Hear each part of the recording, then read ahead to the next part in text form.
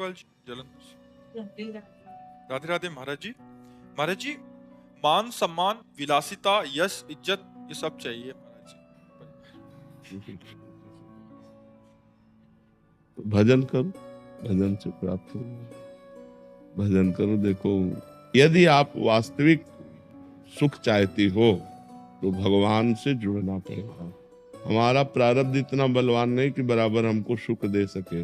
जैसे दिन है तो रात अवश्य आएगी, तो सुख है तो दुख अवश्य आएगा।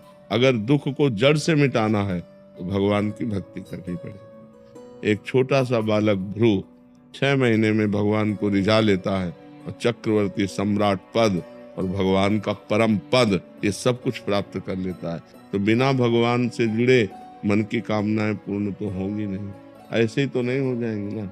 अगर हमें 500 रुपया चाहिए तो चाहे लेबरी करना पड़ेगा कि नहीं करना पड़ेगा।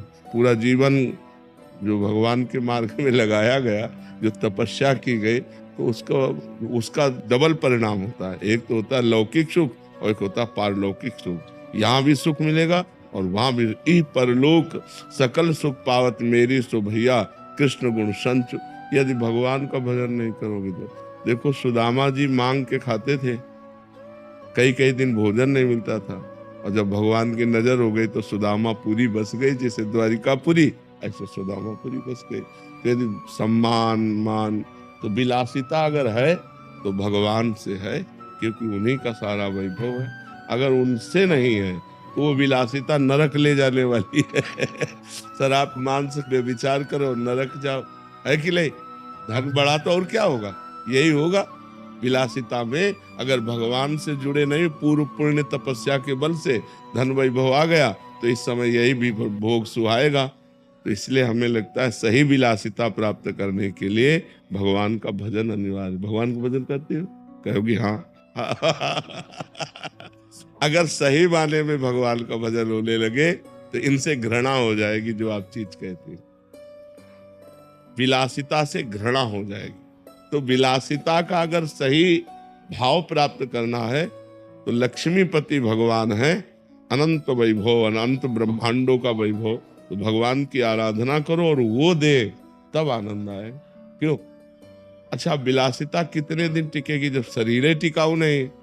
जब शरीर विनाशी है तो विलासिता कितने दिन चलेगी। इसलिए अविनाशी भगवान का भजन कर लो और दुख सुख जैसा है उसको सह लो, तो परलोक बन जाएगा।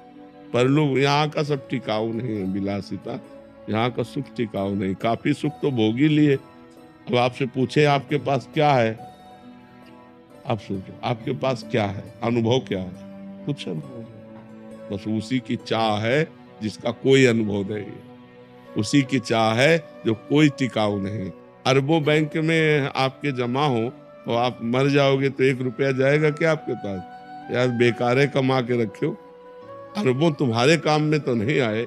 इतना व्यवहार, इतना पद प्रतिष्ठा, यदि परलोक के लिए तुमने भजन नहीं किया तो यहाँ से जब जाओगे तो न तुम्हारी पढ़ाई जाएगी, न तुम्हारी प्रतिष्ठा जाएगी, न तुम्हारी गाड़ी जाएगी, न तुम्हारे मित्र जाएंगे, न तुम्हारा बैंक बैलेंस जाएगा। अब अगला जन्म पता नहीं कौन सा जन्म हो। इसलिए हमको चाहिए कि मनुष्य जीवन में ऐसे आचरण करें कि पाप न हो, और ऐसे आचरण करें कि हमें भगवान की प्रसन्नता मिल जाए, हमारा अगला जन्म ठीक बन जाए। तो खूब नाम जप करो, सत्संग सुनो, शास्त्रों का स्वाध्याय करो और पवित्र आचरण करो। मांस मदिरा व्यभिचार गंदी बातें इनसे बचो तो सब मंगल हो जाए। तभी सब मंगल।